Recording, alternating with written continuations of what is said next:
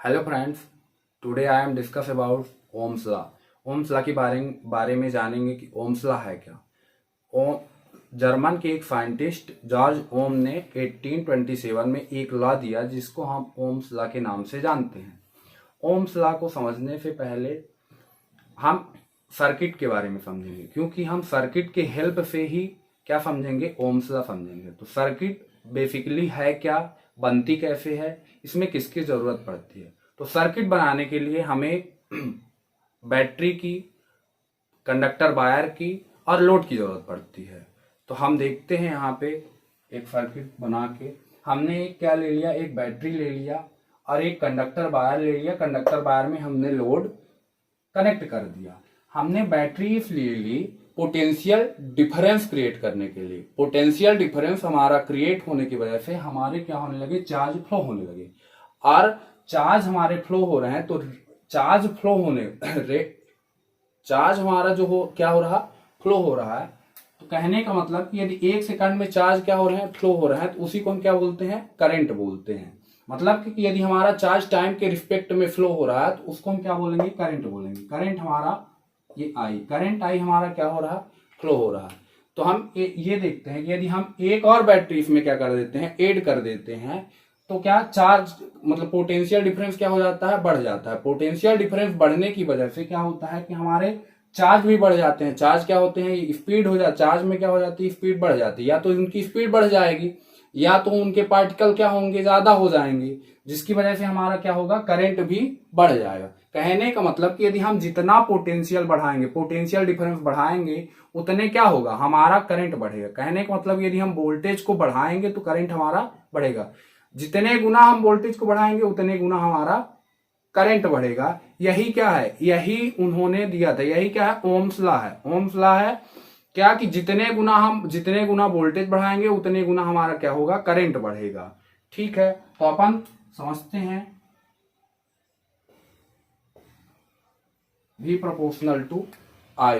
V proportional का मतलब क्या है कि यदि वोल्टेज बढ़ रहा है तो उसके साथ क्या बढ़ रहा है, करंट बढ़ रहा है। तो जितने गुना वोल्टेज बढ़ेगा उतने गुना करंट बढ़ेगा।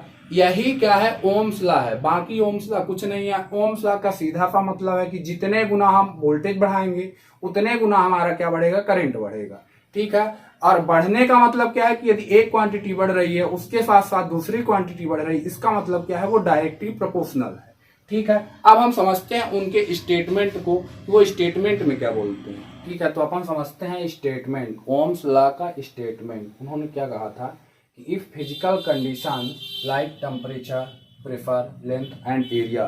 फिजिकल कंडीशन का मतलब temperature, pressure, length and area of any conductor और constant, then potential difference across the conductor directly proportional to the current through it।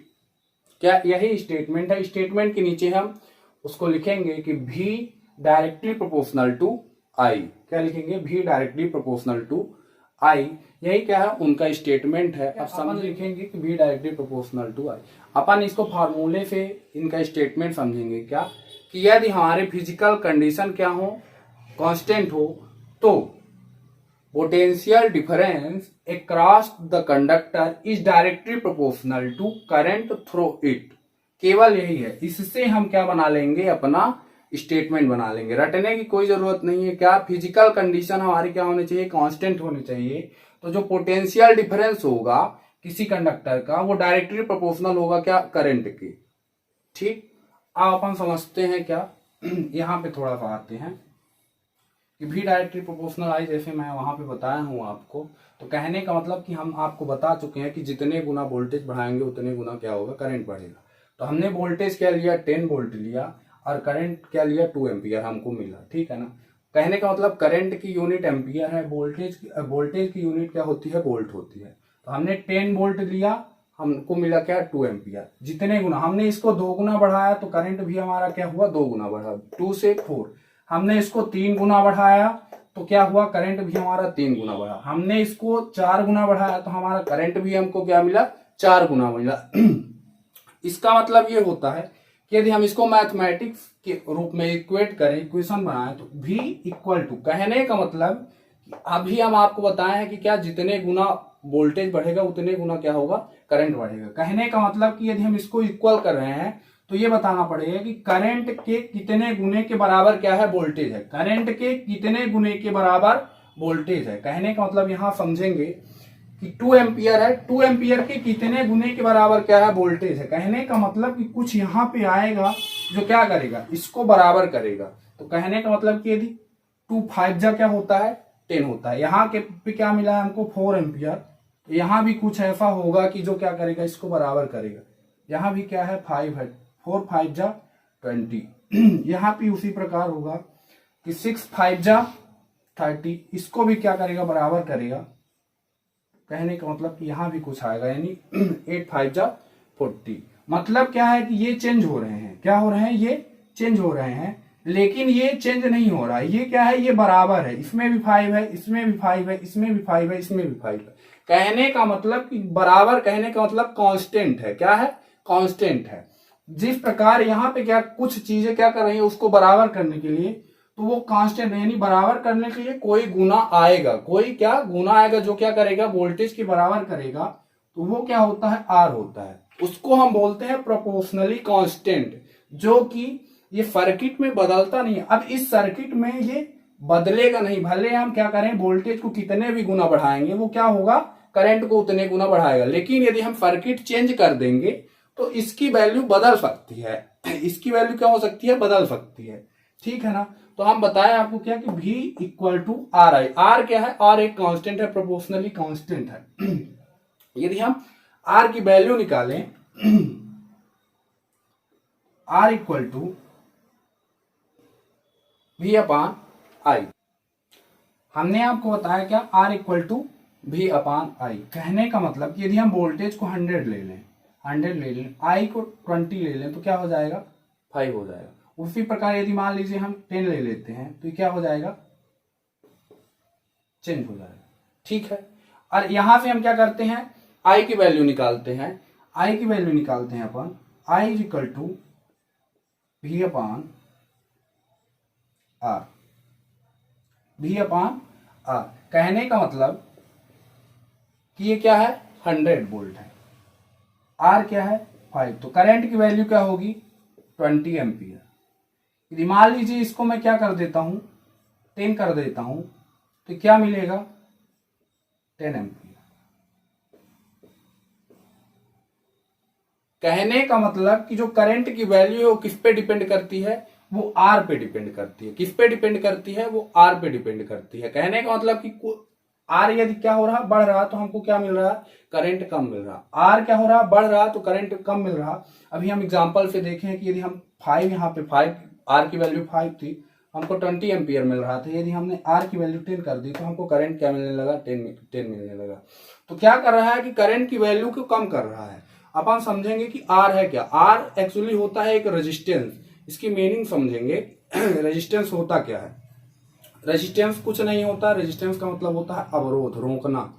समझेंगे अपन एग्जांपल से कि हम सड़क पे क्या हो रहा है, सड़क पे जा रहे हैं बाइक लेके, लेकिन क्या होता है कि हमको समझ, यदि सड़क खाली है तो हम 100 की स्पीड से भी क्या हो सकते हैं, निकल सकते हैं। क्या हो सकते हैं, निकल सकते हैं। लेकिन यदि हमको मालूम पड़ा कि सड़क पे क्या होंगे, 2 आदमी आ जाएंगे, तो हो सकता है कि उनसे टक्कर हो जाए, तो क्या होगा, हम अपनी स्पीड को क्या कर लेंगे, कम कर लेंगे। लेकिन यदि हमको ऐसा मालूम पड़ा कि भीड़ ज्यादा हो जाएगी, 10 से 20 25 आदमी मिल जाएंगे, तो हम क्या कर लेंगे, अपनी स्पीड को और कम कर लेंगे। उसी प्रकार क्या होता है कि जब हमारा चार्ज, बैटरी से यहां से चार्ज हमारा फ्लो होने लगा, कहने का मतलब चार्ज का फ्लो होना ही हमारा क्या कहलाता है, करंट। टाइम की, यदि चार्ज हमारा टाइम के रिस्पेक्ट में फ्लो हो रहा है, इसका मतलब क्या होता है, करंट होता है। तो करंट हमारा फ्लो हो रहा, हमारा करंट क्या, यहां से अब जो भी एनर्जी लिया, यहां से क्या हो रहा, फ्लो हो रहा, और यहां पे उसको क्या मिला, कुछ कोलिजन होता है। कोलिजन का मतलब क्या होता है, टकराव। टकराव की वजह से क्या होती है, उसकी स्पीड क्या हो जाती है, कम हो जाती है। हमने आपको बताया कोलिजन होता है। कोलिजन का मतलब होता है टकराव। टकराव किसका, यहां से हमारे चार्ज क्या हो रहे हैं, फ्लो हो रहे हैं, और यहाँ पे कुछ लोड के क्या होंगे, पार्टिकल्स होंगे। लोड के पार्टिकल से जब इनका टकराव होगा, तो टकराव के कारण क्या होगी, चार्ज की स्पीड क्या हो जाएगी, कम हो जाएगी। क्या होगी, चार्ज की स्पीड यदि कम हो गई, तो उसका मतलब क्या है कि जो उसके पार्टिकल हैं उनको क्या कर रहे हैं, रोक रहे हैं। क्या कर रहे हैं, रोक रहे हैं। तभी तो टकराव हुआ, यानी कहने का मतलब उसका क्या हो गया, उसकी स्पीड कम हो गई चार्ज की। और जब चार्ज की स्पीड कम हो गई तो बेसिकली क्या है, करंट की स्पीड हमारी कम हो जाएगी। क्या होगी, करंट की स्पीड हमारी कम हो जाएगी। किसकी वजह से, इस आर की वजह से। किसकी वजह से, इस आर की वजह से। आर का मतलब क्या होता है कि रजिस्टर, मतलब रोकना। रोकने का मतलब कि यदि हमारा यदि टकराव हो रहा है तो टकराव क्या, जब वो सामने आ जाएगा रोक रहा है तभी तो मेरा टकराव हुआ।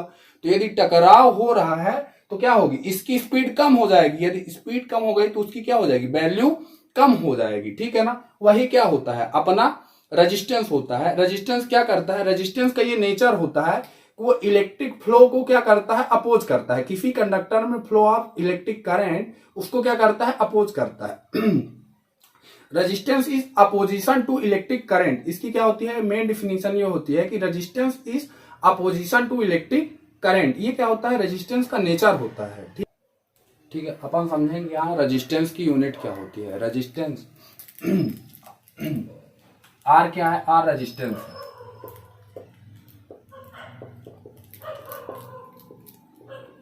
रेजिस्टेंस को हम आर से डिनोट करते हैं। इसकी यूनिट क्या होती है,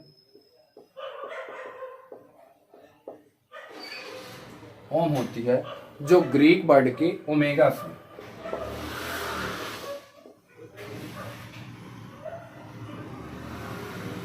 ओमेगा से लिया गया है। इसको ग्रीक में ओमेगा पढ़ते हैं, लेकिन इलेक्ट्रिसिटी में रेजिस्टेंस को हम, रेजिस्टेंस की यूनिट हम ओम पढ़ते हैं। क्या पढ़ते हैं, ओम पढ़ते हैं।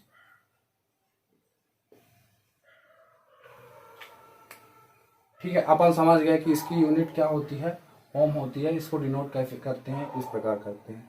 ठीक है।